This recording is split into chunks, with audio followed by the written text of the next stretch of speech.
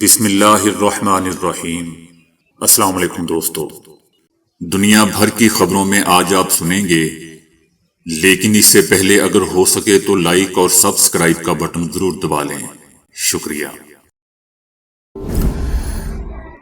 یورپی یونین نے خبردار کیا ہے کہ بھارت کی جانب سے روسی تیل کی خریداری اور روس کے ساتھ فوجی مشقوں میں شمولیت بھارت کے ساتھ قریبی تعلقات قائم کرنے کی یورپی یونین کی کوششوں میں رکاوٹ ڈال سکتی ہے۔ 27 رکنی بلاک دنیا کے سب سے زیادہ آبادی والے ملک کے ساتھ دوستوں تجارتی معاہدہ کرنے اور دفاع جیسے شعبوں میں تعلقات مضبوط کرنے کی کوشش کر رہا ہے، کیونکہ امریکی صدر ٹرمپ نے عالمی نظام کو جھنجھوڑ کر رکھ دیا ہے۔ یورپی یونین کا کہنا ہے کہ فوجی مشقوں میں حصہ لینا، تیل کی خریداری، یہ سب ہمارے تعاون کو گہرا کرنے میں رکاوٹیں ہیں۔ یورپی یونین نے تسلیم کیا کہ یورپی یونین کو یہ توقع نہیں ہے کہ بھارت روس سے مکمل طور پر الگ ہو جائے گا اور دونوں فریق اپنے مسائل پر بات چیت کرنا چاہتے ہیں۔ ایران اور روس کے دیگر اتحادیوں کے ساتھ بھارت نے اس مہینے روس کی مشترکہ فوجی مشقوں یعنی زپات میں شرکت کی، جن کا کچھ حصہ نیٹو کی سرحدوں کے قریب بھی ہوا۔ امریکہ اور یورپی یونین کا کہنا ہے کہ بھارت روسی تیل کا بڑا خریدار بن چکا ہے، جس سے اس نے اربوں ڈالر بچائے اور روس کو ایک اہم برآمدی منڈی فراہم کی، کیونکہ یوکرین جنگ کے بعد یورپ کے روایتی خریداروں نے روس سے خریداری بند کر دی تھی۔ امریکی صدر ٹرمپ نے پچھلے ہی ہفتے یورپی یونین پر زور دیا تھا کہ وہ بھارت اور چائنا پر بھاری ٹیکس عائد کرے تاکہ روسی صدر پوٹن کو جنگ ختم کرنے پر مجبور کیا جا سکے۔ روس پر موقف میں ہم آہنگی کی کمی کے باوجود یورپی یونین اور بھارت بھی 2025 کے آخر تک آزاد تجارتی معاہدے پر بات چیت مکمل کرنے کے خواہش مند ہیں، ایسے وقت میں جب بھارت کے امریکہ کے ساتھ تعلقات بھی کشیدہ ہیں۔ یورپی یونین بھارت کا سب سے بڑا تجارتی شراکت دار ہے اور دونوں معاشی طاقتوں کے درمیان تجارت گزشتہ دہائی میں 90% بڑھ چکی ہے۔ صدر ٹرمپ اور یوکرین کوشش کر رہے ہیں کہ روس کے اہم توانائی کے ذرائع آمدنی کو ختم کیا جائے، جن کے بارے میں ان کا کہنا ہے کہ وہ روس کی فوج کو فنڈز فراہم کرتے ہیں اور اسے اپنے حملے جاری رکھنے کے قابل بناتے ہیں۔ مودی کی ناکام پالیسیوں کے باعث بھارت میں نئی دراڑ پڑ چکی ہے، جبکہ مودی کی پالیسیاں بھارت میں فرقہ واریت کو بڑھا کر بہار اور پنجاب کے عوام کو آمنے سامنے لے آئی ہیں۔ بھارتی پنجاب کے مختلف علاقوں میں بہاریوں کو بے دخل کرنے کے لیے پنجابی میدان میں آ چکے ہیں۔ بہاری عوام کے بڑے پیمانے پر زبردستی انخلا کے باعث لدھیانہ ریلوے اسٹیشن ہجوم کا منظر پیش کرنے لگا۔ سکھ برادری نے پنجاب میں بہاریوں کی بڑھتی ہوئی آبادکاری کے خلاف چندی گڑھ میں شدید احتجاج کیا تھا۔ پنجاب میں ہر وقت 30 سے 40 لاکھ بہاری مزدور موجود ہوتے ہیں۔ پنجاب میں بہار اور یوپی کی اکثریت سمیت 12 لاکھ سے زائد بین الریاستی مزدور کام کر رہے ہیں۔ پنجابی شہری نے دعویٰ کیا ہے کہ یہ بہاری کسی کے سکے نہیں ہے، مشکل میں میدان چھوڑ کے بھاگ جانے والوں میں سے ہے۔ پنجابی شہریوں کا کہنا ہے کہ ہر کام میں پنجابی مزدوروں کو ہی ترجیح جائے گی اور بہاریوں سے تمام علاقے خالی کروائے جائیں گے۔ یہ لوگ ہماچل تک آ کر پنجاب کو لوٹ رہے ہیں۔ بھارت کے اندرونی تنازعات نے مودی کے نام نہاد اکھنڈ بھارت بیانیے کی راز کھول دیا ہے۔ ہندو شدت پسندی اور سماجی تقسیم نے نفرت انگیز سوچ نے بھارت کو ہندو مسلم کے بعد پنجابی بہار تصادم میں دھکیل دیا ہے۔ جنگ کی آگ اربوں کے دروازے تک پہنچ چکی ہے۔ اربوں کا خیال تھا کہ مکمل یا ضرورت سے زیادہ جگہ ٹیکس ادا کرنے کے بعد جنگ سے محفوظ رہیں گے۔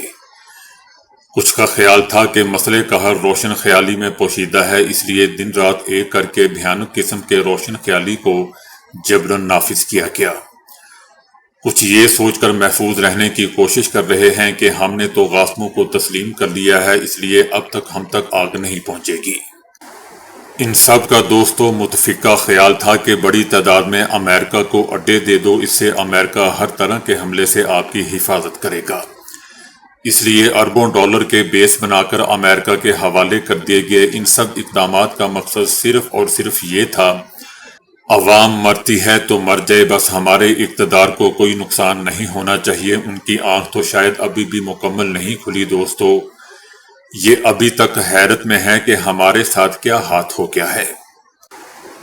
یہ حکمراں ابھی تک اس حقیقت کو تسلیم کرنے کے لیے تیار نہیں ہے کہ جنگ ان کے دروازے تک پہنچ چکی ہے۔ بتایا جا رہا ہے کہ اس بار اسرائیلی جہاز سعودی عربیہ کی طرف سے آئے تھے اور کہا جا رہا ہے کہ وہیں سے حملے کیے گئے تھے، یعنی سعودی عربیہ کی فضائی حدود کو پامال کیا گیا۔ جو اتنا آگے آ کر حملے کر گئے ان کے لیے سعودی عربیہ کی کیا حیثیت تھی؟ آپ خلیجی ممالک کا دوستو ذرا رد عمل تو چیک کریں۔ ہنگامی اجلاس سے قطر کے امیر نے خطاب کرتے ہوئے کہا تھا کہ انہوں نے گزشتہ 2 سالوں میں مشرق وسطیٰ کی سمت یا نقشہ بدل دیا ہے۔ اس کا مطلب دوستو یہ ہے کہ اسرائیل اپنی مرضی سے کسی بھی جگہ اور کسی بھی وقت مداخلت کر سکتا ہے۔ دراصل اسرائیل یہ خواب دیکھ رہا ہے کہ پورا عرب خطہ اسرائیل کے اثر و رسوخ میں آ جائے، لیکن حقیقت میں دوستو یہ ایک خطرناک وہم ہے۔ دوسری طرف متحدہ عرب امارات نے قطر کو واضح پیغام بھیجا ہے کہ وہ اسرائیلی حملے کے کسی بھی آپ کی طرف سے فوجی جواب کی مخالفت کرتا ہے۔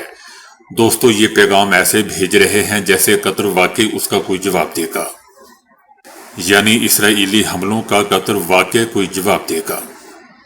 لیکن ایک بات سمجھنی چاہیے کہ اندر سے اسرائیل کی وکالت کرنے والے متحدہ عرب امارات جیسے ریاستیں خود خلیجی ممالک ہیں۔ میں آپ کو ایک سب سے دلچسپ بات بتاتا جاؤں کہ ہمارے وزیر خارجہ یعنی پاکستانی وزیر خارجہ اسحاق ڈار نے کھل کر کہا تھا، قطر میں جو اجلاس ہوا تھا اس میں پاکستان نے کھل کر کہا تھا کہ اسرائیل کا بازو مروڑ کر بزور طاقت روکنا لازم ہو چکا ہے۔ اور قطر کی دوستو بزدلی دیکھیں کہ پاکستان کا یہ موقف اعلامیے میں شامل ہی نہیں کیا گیا، یعنی پاکستان نے جو اسرائیل کے خلاف اتنی سخت بات کہی تھی، قطر نے اپنے اعلامیے میں اس بات کو شامل ہی نہیں کیا۔ یہ ہے غلامی کی حد۔ اس کے علاوہ اجلاس میں پاکستان نے اسرائیل کے توسیع پسندانہ عزائم روکنے کے لیے عرب اسلامی مشترکہ ٹاسک فورس کی بھی تجویز دی تھی۔ پاکستان نے اسرائیل کو جنگی جرائم پر کٹہرے میں لانے کا بھی مطالبہ کیا تھا، لیکن کرنا تو دوستو وہی کچھ ہے جو عرب ممالک چاہیں گے۔ اجلاس میں پاکستان نے کہا تھا کہ اگر آج کے اجلاس میں روڈ میپ نہ دیا گیا تو یہ افسوسناک ہوگا۔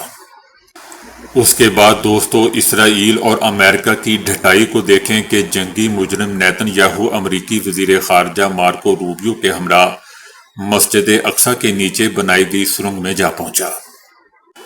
ہاتھوں میں ہتھوڑے اٹھا کر اس سرنگ کی کھدائی کو جاری رکھنے کا اعلان کیا تاکہ جلد سے جلد مسجد اقصی کو نیچے سے اتنا کھوکھلا کر دیا جائے کہ خدا نہ خواستہ وہ خود منہدم ہو جائے۔ پھر اسرائیل کو یہاں یہودی تھرڈ ٹیمپل بنانے کا موقع مل سکے۔ تاریخ میں پہلی بار دوستو 50 امریکی ریاستوں کے اراکین پارلیمنٹ اسرائیل پہنچ گئے۔ یہ لوگ اسرائیل کے ساتھ اظہار یکجہتی کرنے اور حمایت کے لیے آئے ہیں۔ قطر میں جو اجلاس ہوا اس اعلامیہ کو ذرا غور سے دیکھیں کہ سوچیں کہ کیا اتنے سربراہان ریاست کا وقت ضائع کرنے کی محفل نہیں تھی؟ کیا ان تمام ممالک نے پہلے ہی تقریباً اسی سے ملتے جلتے الفاظ اسرائیل کی مذمت نہیں کر دی تھی؟ میری طرح دوستو بہت سے لوگ پر امید تھے کہ خلیجی ممالک اسرائیل کے خلاف کسی اقدام کا بہت ہی اہم اعلان کریں گے، مگر سب کو مایوسی ہوئی۔ اب لوگ اس منافقانہ رویے کے خلاف کچھ نہ کچھ لکھ رہے ہیں۔ قطر پر اسلامی حملے کے رد عمل میں ہنگامی طور پر منعقد کی جانے والی دوحہ اسلامی سربراہی کانفرنس کا اعلامیہ اور نتیجہ لوگوں کا کہنا ہے کہ مایوس کن تھا۔ حد تو دوستو یہ ہے کہ امریکی وزیر خارجہ قطر پہنچتے ہیں اور وہ امریکہ قطر دفاعی ڈیل کو جلد فائنل کرنے کی خوشخبری سناتے ہیں۔ خلیجی حکمرانوں کی حالت دیکھ کر میر کا یہ شعر یاد آ جاتا ہے کہ میر کیا سادے ہیں بیمار ہوئے جس کے سبب اسی عطار کے لڑکے سے دوا لیتے ہیں۔ پاکستان اور سعودی عربیہ کے درمیان باہمی دفاعی معاہدے پر بھارت کا دوستوں رد عمل سامنے آیا ہے۔ بھارتی وزارت خارجہ کا کہنا ہے کہ بھارتی حکومت اس پیش رفت سے پہلے ہی آگاہ تھی اور معاہدے پر دستخط کی رپورٹس کا بغور جائزہ لے رہی ہے۔ بھارت کا کہنا ہے کہ ہماری حکومت اپنی قومی سلامتی اور مفادات کے تحفظ کے لیے ہر ممکن اقدامات کرے گی۔ دوستو، یاد رہے کہ گزشتہ روز ریاض میں وزیر اعظم شہباز شریف اور سعودی ولی عہد محمد بن سلمان نے باہمی دفاعی معاہدے پر دستخط کیے تھے۔ معاہدے کی شقوں کے مطابق اگر کسی ایک ملک پر بیرونی مسلح حملہ ہوتا ہے تو اسے دونوں ممالک پر حملہ تصور کیا جائے گا۔ یہ معاہدہ پاکستان اور سعودی عرب کے گہرے تعلقات اور سیکیورٹی تعاون کو مزید مضبوط بنانے کا دوستو اس کے عزم کو ظاہر کر رہا ہے۔ چائنا کے انٹرنیٹ ریگولیٹر نے ملک کی بڑی ٹیکنالوجی کمپنیوں کو امریکی کمپنی انویڈیا کی مصنوعی ذہانت کی چپس خریدنے سے روک دیا ہے۔ کئی کمپنیوں نے اس چپ کے ہزاروں یونٹس خریدنے کی تیاری رکھی ہوئی تھی اور سرور سپلائرز کے ساتھ ٹیسٹنگ بھی شروع کر دی گئی تھی، لیکن ریگولیٹر کی ہدایت کے بعد یہ عمل روک دیا گیا ہے۔ یہ پابندی دوستو اس سے پہلے لگنے والی H-20 ماڈل پر قدغن سے بھی زیادہ سخت ہے۔ چینی حکومت کا کہنا ہے کہ مقامی چپ ساز ادارے اب ایسے پروڈکٹس بنا رہے ہیں جو انویڈیا کے چائنا کو برآمد ہونے والے ماڈلز کے برابر یا ان سے بہتر ہے۔ ٹیکنالوجی ماہرین کا کہنا ہے کہ چائنا مقامی سیمی کنڈکٹر انڈسٹری کو آگے بڑھانے اور امریکہ پر انحصار کم کرنے کی پالیسی پر سختی سے کاربند ہے تاکہ مصنوعی ذہانت کی عالمی دوڑ میں چائنا بھرپور مقابلہ کر سکے۔ عمران خان نے چیف جسٹس پاکستان یحییٰ آفریدی کو دوستو ایک اور خط لکھ دیا ہے۔ عمران خان کی جانب سے لکھا گیا خط علیمہ خان نے سپریم کورٹ کے R&I برانچ میں جمع کروا دیا، جس میں عمران خان کا کہنا ہے کہ انصاف کے دروازے میرے اور میری بیوی پر بند ہیں۔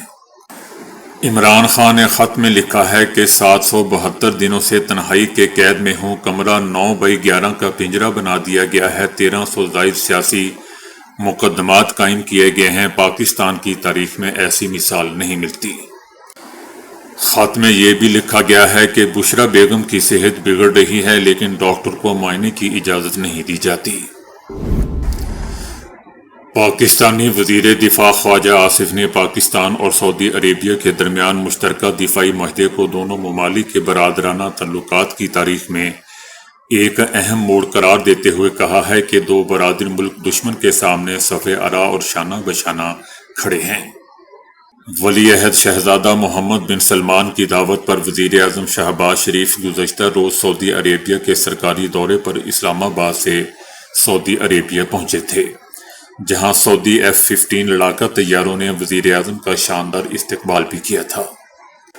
معاہدے کے تحت دوستو پاکستان اب حرمین شریفین کے تحفظ اور سعودی عربیہ کی سلامتی میں ایک پارٹنر بن چکا ہے۔ اس معاہدے کی تیاری اور تکمیل میں army chief field marshal Syed Asim Munir کا کلیدی کردار نمایاں نظر آ رہا ہے۔ اس معاہدے کو دونوں ممالک کے کئی دہائیوں پر محیط فوجی تعاون، مشترکہ مشقوں اور دفاعی تعلقات کو باقاعدہ ایک شراکت داری میں ڈھالنا تھا۔ تو دوستو ابھی کے لیے اتنا ہی۔ ویڈیو کو لائک اور شیئر کرنے کا بہت بہت شکریہ۔